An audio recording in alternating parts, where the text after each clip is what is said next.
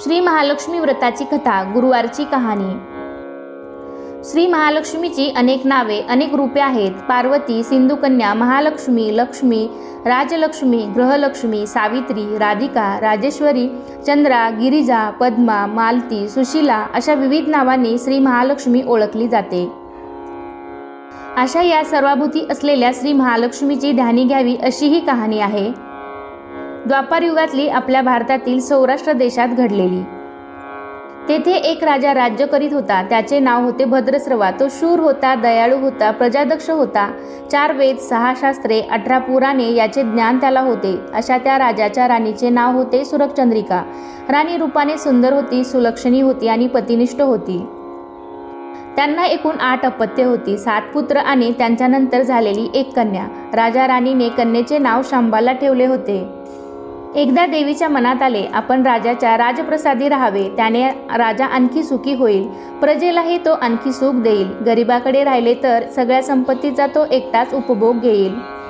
म्हणून देवीने एका म्हातारीचे रूप घेतले, फाटकी वस्त्रे लावली, आधारासाठी काठी घेतली आणि काठी टेकत टेकत ती राणीच्या महालाच्या दाराशी आली। तिला पाहताच एक दासी पुढे आली। तिने म्हातारीला विचारले, कोण ग बाई तू, कोठून आलीस, काय काम काढलंस, तुझं नाव काय, गाव काय, काय हवंय तुला? म्हातारीचे रूप घेतलेली श्री महालक्ष्मी म्हणाली, माझं नाव कमलाबाई, द्वारकेला राहते मी, तुझ्या राणीला भेटायला आले, कुठे आहे ती? दासी म्हणाली, राणीसाहेब महालात आहेत, त्यांना सांगायला गेले तर त्या माझ्यावरच रागावतील, तुला त्या कशा भेटतील, तुझा अवतार पाहून तुला त्या हाकलूनच देतील, तू इथेच थोडा वेळ आडोशाला थांब। म्हातारीला राग आला, ती संतापून म्हणाली, तुझी राणी गेल्या जन्मी एका वैश्याची पत्नी होती, तो वैश्य फार गरीब होता, त्यावरून त्या दोघांची नेहमी भांडणे होत, नवरा तिला मारहाण करी। या त्रासाला कंटाळून एक दिवस ती घर सोडून गेली आणि जंगलात उपाशी तपाशी भटकू लागली। तिची ती अवस्था पाहून मला तिची दया आली, मी तिला ऐश्वर्य, सुख आणि संपत्ती देणाऱ्या श्री महालक्ष्मी व्रताची माहिती सांगितली।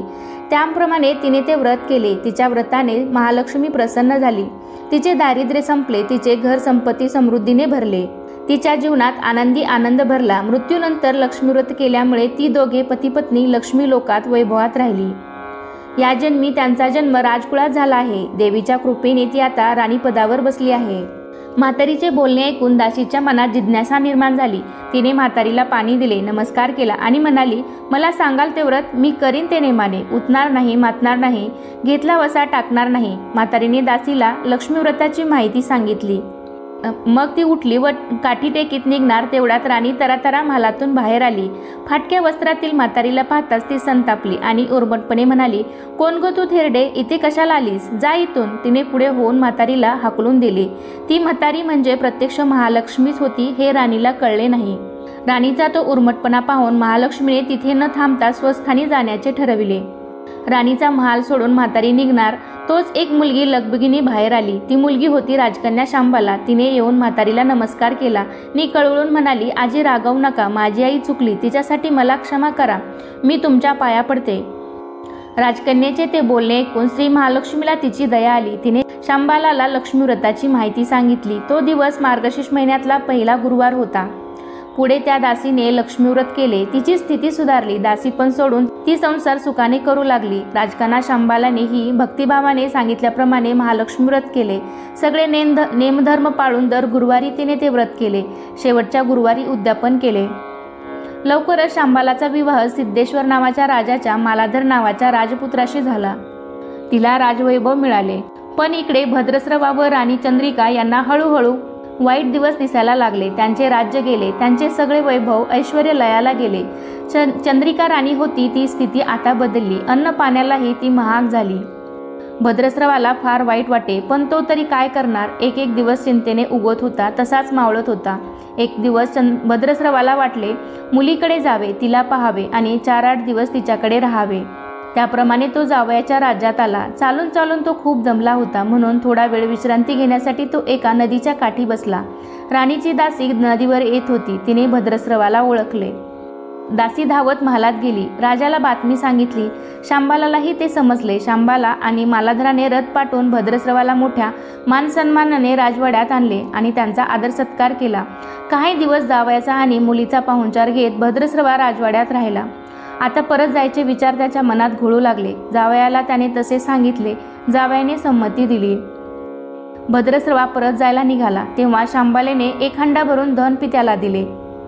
तो हंडा घेऊन भद्रस्रवा घरी आला. मुलीने धनाने भरलेला हंडा दिला आहे हे ऐकून सुरचंद्रिकेचा आनंद गगनात मावेना. घाईघाईने तिने हंड्यावरचं झाकण काढले. आत पाहिले तर काय, हंड्यात धन नव्हतेच, होते फक्त कोळसेच. महालक्ष्मीच्या अवकृपेने हंड्यातल्या धनाचे कोळसे झाले होते. चंद्रिकेने कपाळावर हात मारून घेतला. भद्रस्रवा हा चमत्कार पाहून चकित झाला होता. दुःखाचे दिवस संपत नव्हते, दारिद्र्याचे भोग सुटत नव्हते. सुरचंद्रिकेला एक एक दिवस काढताना जीव मेटाकुटीला येत होता. एक दिवस सुरचंद्रिकेच्या मनातही लेकीला भेटायची इच्छा निर्माण झाली. त्याप्रमाणे ती लेकीच्या घरी जाण्यासाठी निघाली. तो दिवस मार्गशीर्ष महिन्यातला शेवटचा गुरुवार होता. सुरचंद्रिका लेकीच्या घरी पोहोचली तेव्हा शांबाला व्रताचे उद्यापन करीत होती. शांबालाने आईकडूनही महालक्ष्मी व्रत करून घेतले. 4 दिवस मुलीकडे राहून सुरचंद्रिका परत आपल्या गावात आली. लक्ष्मीव्रत केल्यामुळे काही दिवसातच त्यांना त्यांचे पूर्वीचे वैभव परत मिळाले. राजप्राप्ती झाली. पुढे काही दिवसांनी आईवडिलांना भेटण्यासाठी म्हणून शांबाला माहेरी आली. पण बाप भेटायला गेला असताना त्याला शांबालेने कोळसा भरलेला हंडा तरी दिला होता, पण आपल्याला मात्र काहीच दिलं नाही हा राग राणीच्या मनात होता. त्यामुळे शांबालेचे व्हावे तसे स्वागत कुणी केले नाही. राणीने एक प्रकारे तिचा अपमानच केला होता. पण शांबालेला आईचा राग आला नाही. ती पुन्हा आपल्या घरी जाण्यासाठी निघाली. निघताना तिने पूर्वी बापाला दिलेला हंडा परत घेतला, त्यात मीठ भरले व तो हंडा घेऊन ती आपल्या सासरी आली. स्वगृही आल्यावर मालाधराने शांबालेला विचारले, माहेरून काय आणलंस? शांबालेने बरोबर आणलेल्या हंड्याकडे बोट दाखवले. मालाधराने झाकण काढून आत पाहिले तर हंड्यात मिठाचे खडे. मालाधराने चकित होत पत्नीला विचारले, हे काय? या मिठाचा काय उपयोग? शांबाला म्हणाली, थोडं थांबा म्हणजे कळेलच.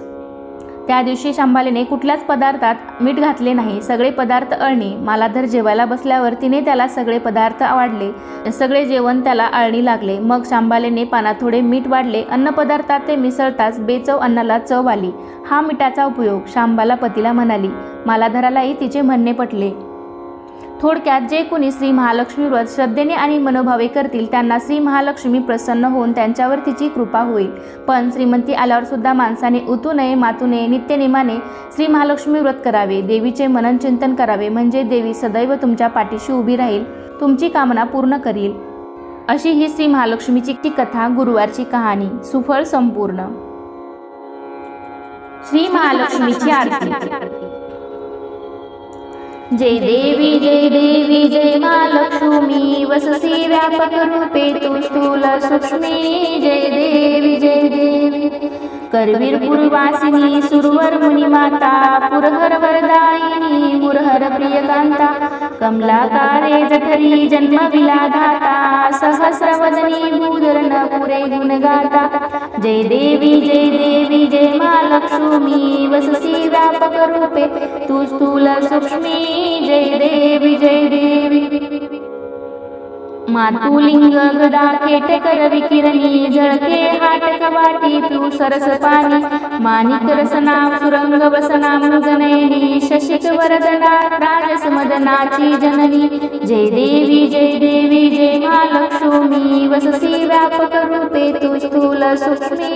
जय देवी तारा शक्ती अगम्या शुभजगा गौरी, सौख्य मनती प्रकृती निर्गुण निर्धारी. गायत्री निज बीजा निगमागस सारी, प्रगटे पद्मावती निज धर्माचारी.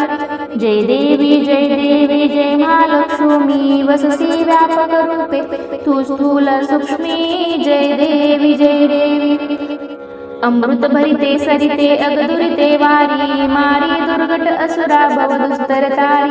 वारी माया पटल प्रणमत परिवारी, हे रूप चिद्रूप दावी निर्धारी. जय देवी जय महालक्ष्मी, वससी व्यापक रूपे तू स्थूल सूक्ष्मी. जय देवी चतुरानाने पुष्टित कर्माच्या ओळी, लिहिल्या असतील माते माझे निज भारी. कुसोनी चरणातळी पदसुमने क्षारी, मुक्तेश्वर नागर क्षीरसागर बाळी. जय देवी जय महालक्ष्मी, वससी व्यापक रूपे तू स्थूल सूक्ष्मी. जय देवी